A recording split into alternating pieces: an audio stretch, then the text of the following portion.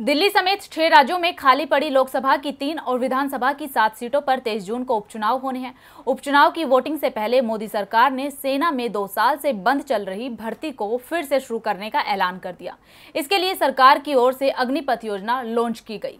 Party सेना में भर्ती प्रक्रिया शुरू कर इसका लाभ चुनाव में उठाने की तैयारी कर रही थी, लेकिन बीजेपी का ये दाव उसी पर भारी पड़ता दिख रहा है। केंद्र सरकार ने सेना भर्ती को लेकर अग्निपथ स्कीम लॉन्च की है, जिसका देश भर में युवा विरोध कर रहे हैं। तो वहीं अब इस विरोध का असर उपचुनाव में भारतीय जनता पार्टी की मुसीबतें बढ़ाने लगा है, क्योंकि 6 राज्यों में 3 लोकसभा और 7 विधानसभा सीटों पर वोटिंग से पहले युवाओं में केंद्र की योजना का जबरदस्त विरोध हो रहा है। जिन सीटों पर उपचुनाव हो रहा है उसमें पंजाब की संगरूर लोकसभा सीट मुख्यमंत्री भगवंत मान के इस्तीफे के कारण खाली हुई है, जिस पर अब उपचुनाव हो रहा है। 23 जून को मतदान होना है। चुनाव प्रचार खत्म होने में अब 24 घंटे से भी कम का वक्त बचा हुआ है, लेकिन अग्निपथ योजना को लेकर युवाओं ने संगरूर में बीजेपी उम्मीदवार ढिल्लों के ऑफिस के बाहर विरोध प्रदर्शन किया। वहीं नेताओं की रैलियों और बयानों में भी अग्निपथ योजना का असर दिखने लगा है। तो उधर सीएम भगवंत मान ने प्रधानमंत्री नरेंद्र मोदी से अपील की है कि वो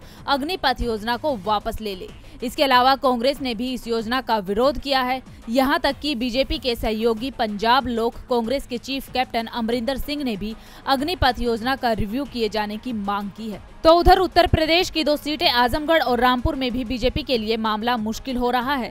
दोनों ही सीटों का समीकरण बीजेपी के पक्ष में नहीं रहा है। इन सब के बीच अग्निपथ योजना के विरोध ने सत्ताधारी दल के लिए मुकाबला और भी ज्यादा कठिन बना दिया है।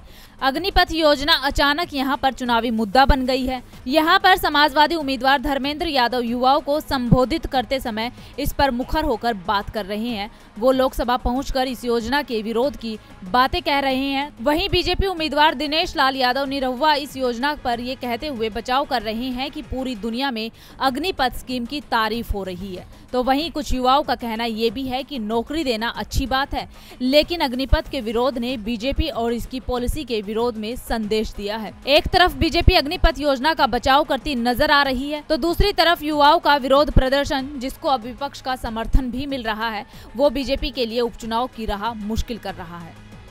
डीबी लाइव की रिपोर्ट।